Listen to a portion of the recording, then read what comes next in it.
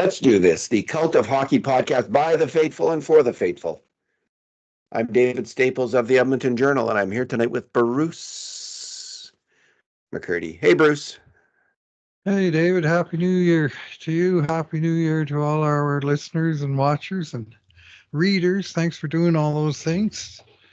And may it be better than the last.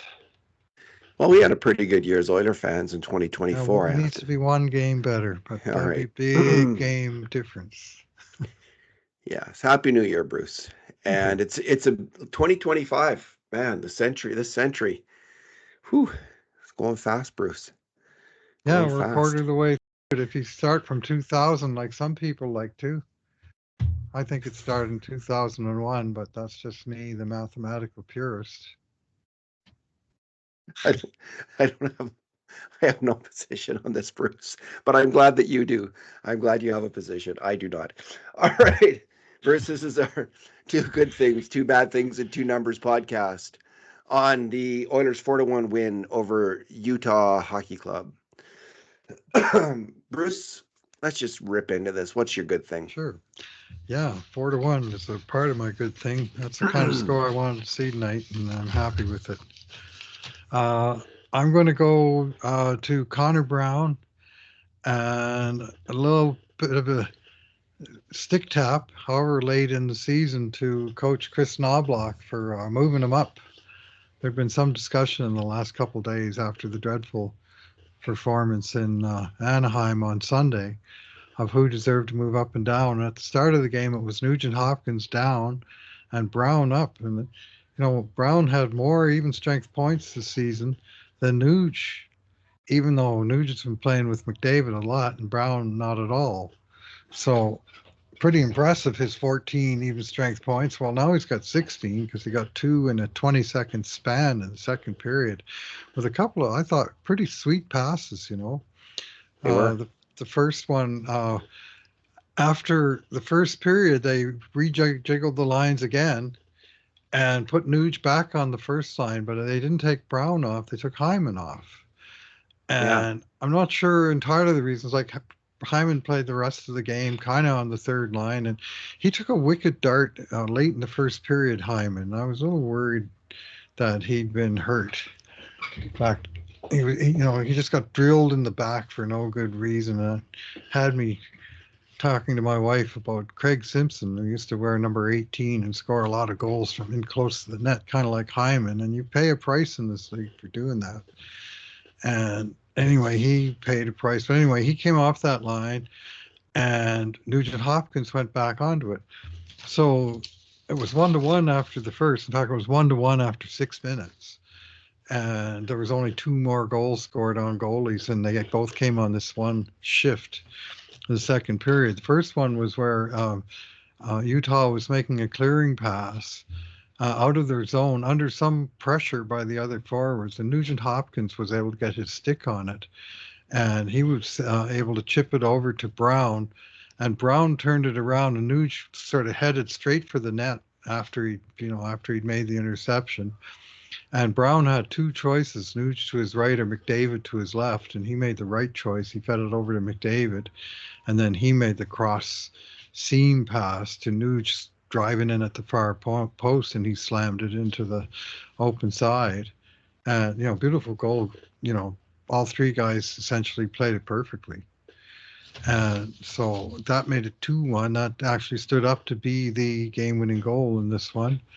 And then just 20 seconds later, we had 2 of these same guys combining, McDavid and Brown. This time it was McDavid who fed the puck to Brown on the right wing boards, and Brown made a backhand. Was it a spinorama? Anyway, kind of a button hook, yeah. Yeah, it was almost a Draisaitl-esque pass where he spun and fed it into Stetcher coming up the middle, and Stetcher, fired from it was a pretty decent chance, and he let it fire, and I think it hit 2 Utah guys. I think it hit the guy that was trying to block the shot right in front of him, and then it hit the D-man in front of the net and sort of ricocheted past the netminder, who was Bob Stopper. Jackson Stauber. Bob Yeah, Stauber. they kept saying Stauber. I was thinking it's Bob in the Nets there. Jackson Stauber, There you and go. he was, and so it was. They got a little bit of a fortunate bounce on the shot, but the setup was gorgeous. Second play right in a row by Connor Brown, who they mentioned coming in had 15 points in his last 23. Well, he had 8 points in his last eight. So now he's got up to 10 points in 9 games, and that's a pretty nice little run. And he easily could have got one more assist in the third period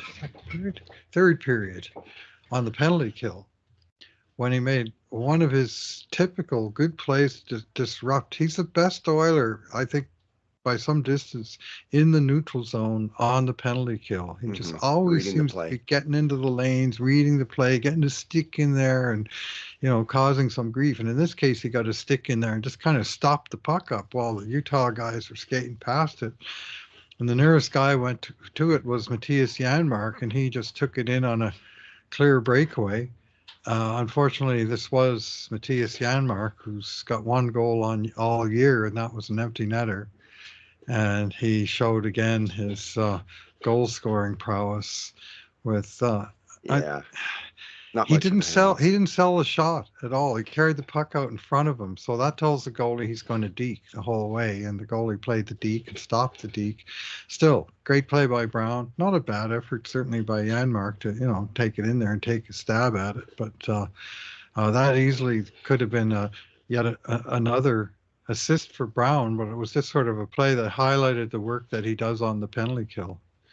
And that being not just clearing his own zone, but disrupting the play when the other guys are trying to come up the ice with it, which I love watching when they're trying to come through the neutral zone and one guy stymies them, and he does that a fair amount of the time. And just an overall strong game. I'm just going to look at his stats here. He played 14 minutes and 5 seconds, 2 assists plus 2. He never even had a shot on net himself, but he was a big factor in offense in the game with, telling passes on the 2 goals that broke this game open. Yeah, every beer league player who can't score related to Matthias Janmark on that breakaway, I can assure you. Yeah. That's the exact move we all make. Absolutely no I'm going to deke you. I'm going to deke you. Yeah, here goes. Which way I'm going to deke? I'm sure not going to shoot it. Yeah. And Connor Brown, way in the deep, dark distance of Connor Brown's Oilers history, when he was signed here, he was talked about as a top 6 forward. Absolutely. That's that was the expectation. That's right, Bruce. They gave him $4 million, and that was the expectation that he would be playing in the top 6. It just never materialized, and I think he might have got a few games in the top 6. But it was an interesting move. It wasn't the one people expected. I didn't hear anyone say Connor Brown should be promoted to the top 6. It was all, excuse me, Jeff Skinner, who's been struggling so much. Hear my interview with Low Tide today, Alan? I didn't. Did you say Connor Brown, Bruce? I pushed him as a possible guy to be moving up the lineup. I didn't specify where. Oh, but that was after the Skinner thing? Well, okay. Well, during the Skinner thing. Yeah, I'm saying before, like. Right. Yes. Skinner was clearly signed for his offense, and Brown was signed for his two-way acumen, shall we say. But yeah, well, if you pushed it today, Bruce, I'll give you credit for that. I didn't hear anyone. I'll take it anyway. Yeah, okay. Well, you said it, so you said it. It's on the record. But I didn't, that wasn't expected. I thought maybe Skinner would finally get the push. Not surprising to see Nuge push down because he hasn't had good results with McDavid this year at even strength, is the honest to goodness truth. They've been pretty mediocre. But only he for had one period.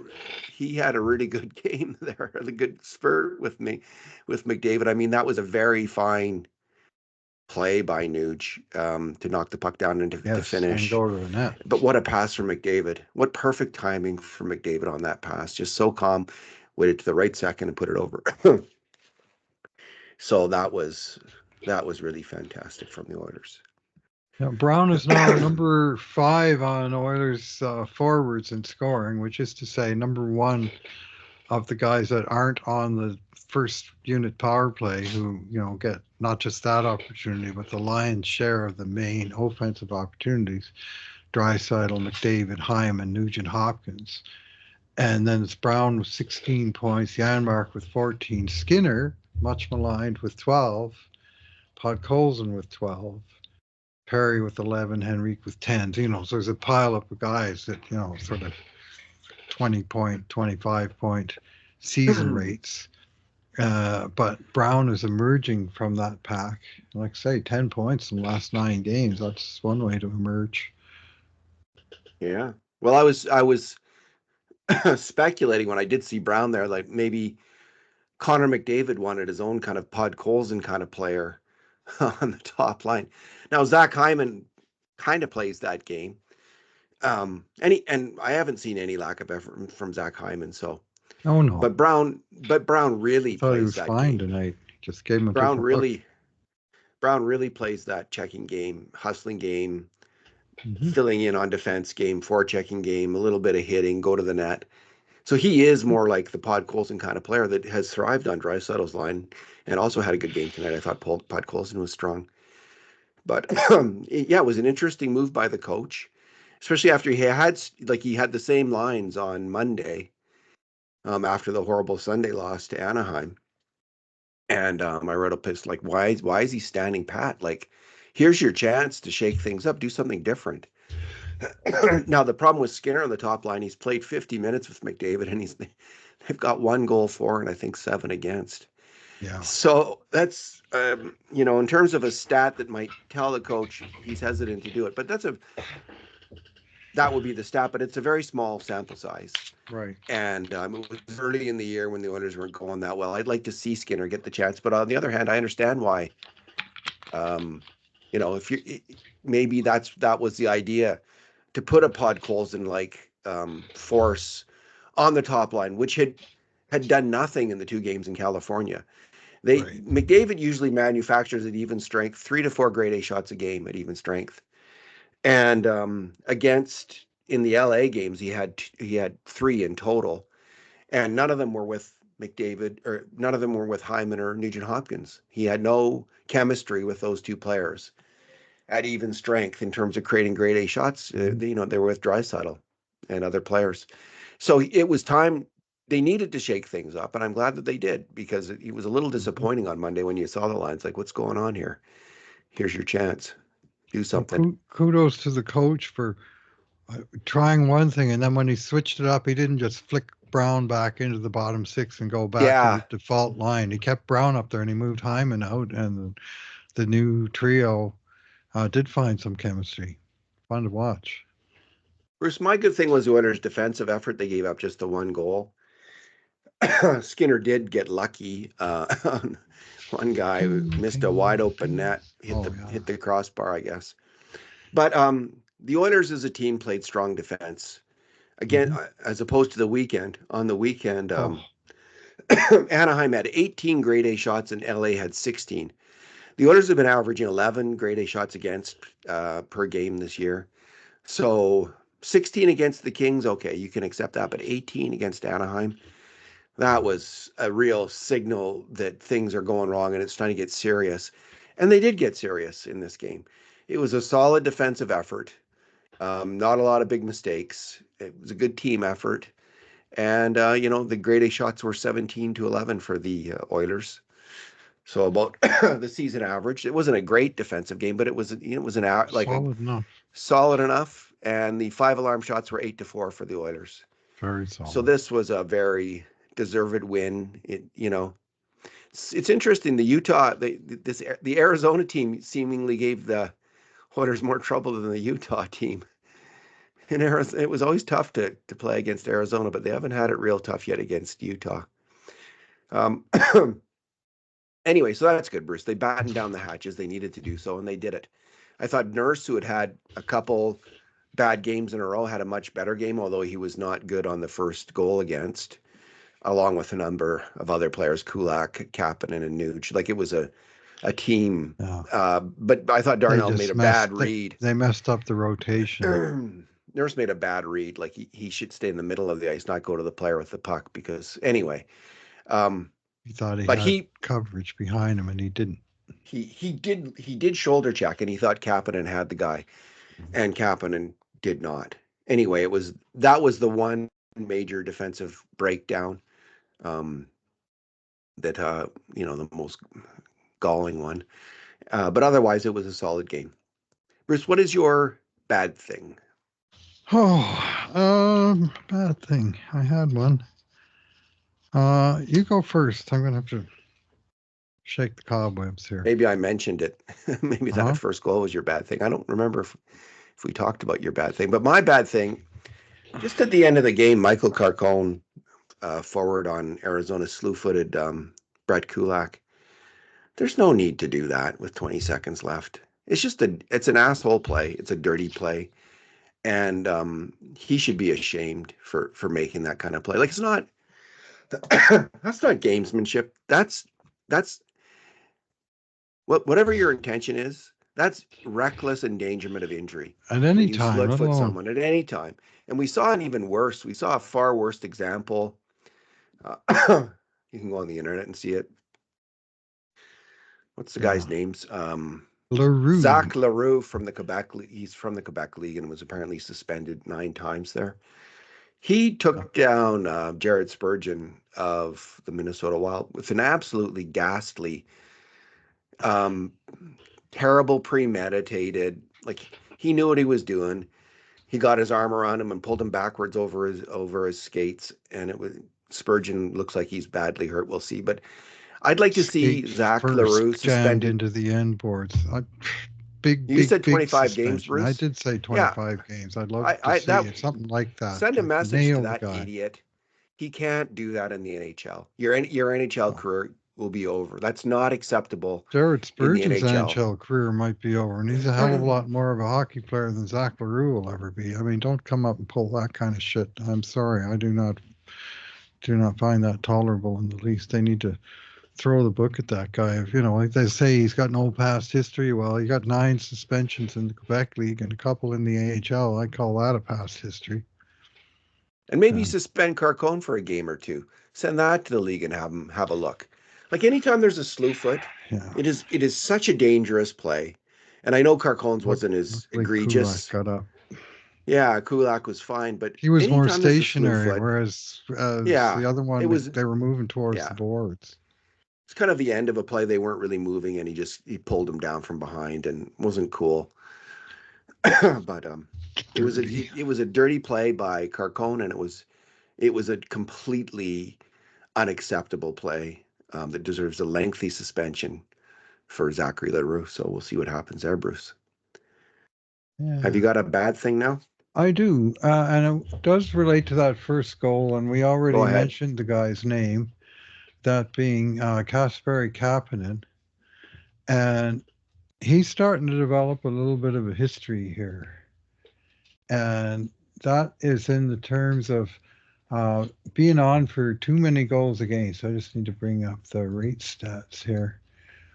That was the 14th goal against that he's been on the ice for, and he's just played 17 games. This is just even strength goals, not shorthanded or anything. And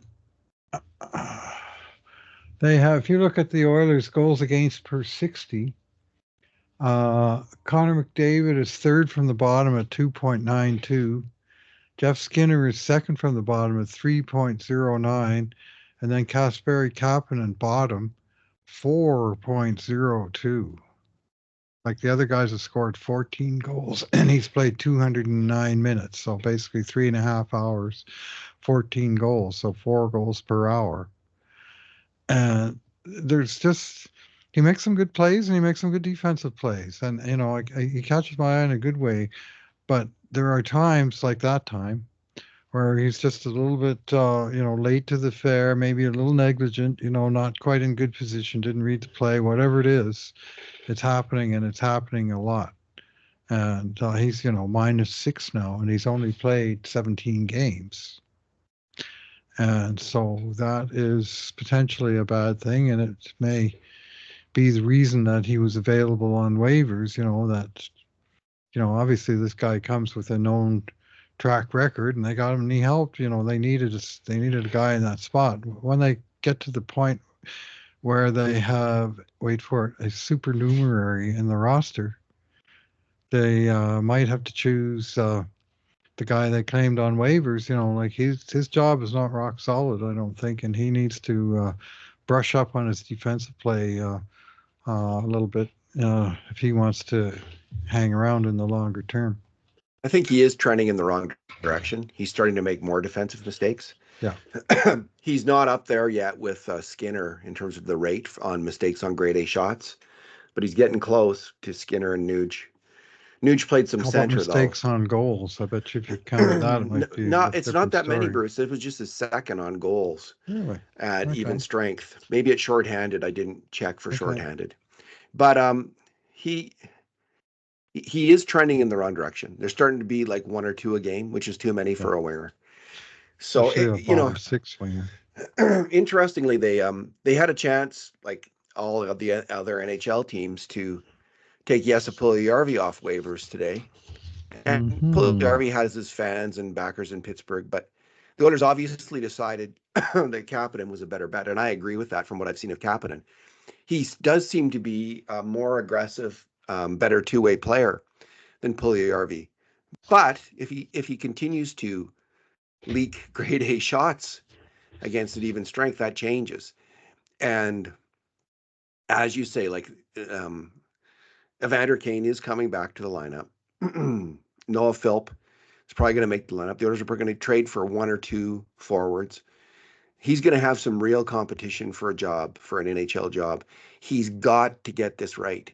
He's got to completely sell out for defensive hockey and make sure that he's not responsible for grade A shots against. So if and he's not doing that right now, and he hasn't done it for in his rates going up of mistakes. So I take your point that he's got to figure this out. But a lot of the Oilers wingers have not been great on defense this year. Corey Perry hasn't. Nugent Hopkins hasn't. Skinner hasn't. So that's 4 guys who, who have been struggling on defense. And I would say Perry's job is also in doubt. And I know that's never talked about, rarely talked about in the mainstream. Are we the mainstream media? I guess we talk about it now and then. We're fans. On the periphery. Yeah, we know. We watch from our couches at home. We're not mainstream. We're fan bloggers. Anyway, like Perry's a marginal NHL player. So I think there's a lot. There's a lot of guys who are kind of have got to step up and that are in a fight for their NHL careers right now. Certainly a fight for a playoff roster spot in the lineup on the 4th line. And we could see a wholesale, like every player who's played most of the games on the 4th line. Let's say it's right now Kapanen, Ryan, and Perry.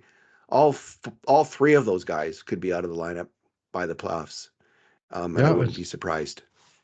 Yeah, it's very possible. We've certainly seen that in the past where we had a player who was a placeholder. And last year, Sam Gagner was such a player, right? Yeah. And he was on the team and he was playing a bunch of games, but you could kind of tell that sooner or later they were going to add someone, and it turned out Corey Perry's addition was basically the end of Sam Gagner. And it was, you got a couple guys right now that you could say no guarantee he's going to be there in the playoffs. Thing is, if they're going to make defensive mistakes, they might as well use Skinner because at least he gets goals and points at the other end with some degree of regularity. So, yeah. Well, Skinner, it'll be top 9 or bust for him in the playoffs. But the Oilers, again, they're going to be playing some teams like Vegas and hopefully Florida, maybe, that have really rugged 4th lines. And the Oilers can't have it where they're getting out hit. They need a 4th line that gets out there and raises hell and gets in there on the forecheck and hits.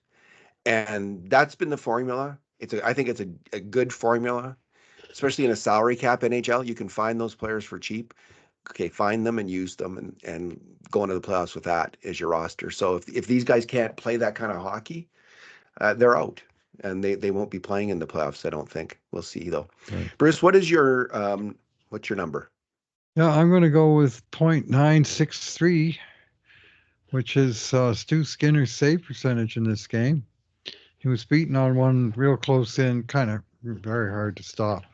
Chance 6 minutes into the first period, and then he just slammed the door for the rest of the game. And he made some real nice stops in there, and he made some good stops through traffic. I thought he was, in command. He was seeing the puck well through the traffic, and he was responding quickly to, close in chances. There was a couple of, bang bang plays where he made two stops in a row, and just thought another solid game from this netminder, who's been up and over 920 now for 10 of his last 13 starts.